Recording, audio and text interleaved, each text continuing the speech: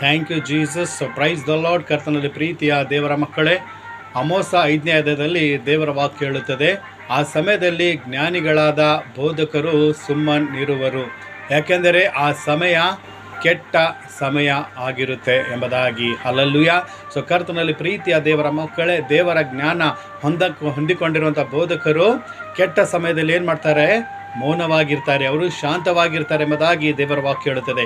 ಇವತ್ತು ನೀನು ಕೆಟ್ಟ ಆ ಸಮಯದಲ್ಲಿ, ಇವತ್ತು ನೀನು ಬೋಧಕನಾಗಿ, ಇವತ್ತು ನೀನು ಆ ಸಮಯದಲ್ಲಿ ಸುಮ್ಮನಾಗಿರ್ಬೇಕೆಂದರೆ ನಿನಗೆ ಯಾರ ಜ್ಞಾನ ಬೇಕು? ದೇವರ ಜ್ಞಾನ ಬೇಕು.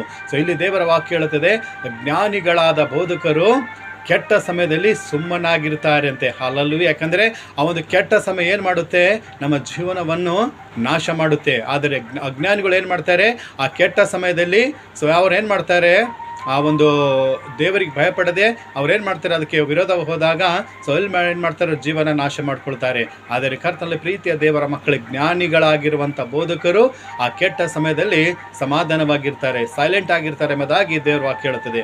ಅದಕ್ಕೆ ಕರ್ತನಲ್ಲಿ ಪ್ರೀತಿಯ ದೇವರ ಮಕ್ಕಳಿಗೆ ನೀವು ಕೂಡ ಇವತ್ತು ದೇವರು ನಿನಗೆ ಕೊಟ್ಟಂಥ ಜ್ಞಾನ, ಇವತ್ತು ನೀನೇನು ಮಾಡು? ಆ ಕೆಟ್ಟ ಸಮಯದಲ್ಲಿ ಮೌನವಾಗಿ ಶಾಂತವಾಗಿರು. ಯಾಕಂದರೆ ಆ ಕೆಟ್ಟಗಳಿಗೆ ಶಾಶ್ವತವಾಗಿರುವಂಥದ್ದಿಲ್ಲ.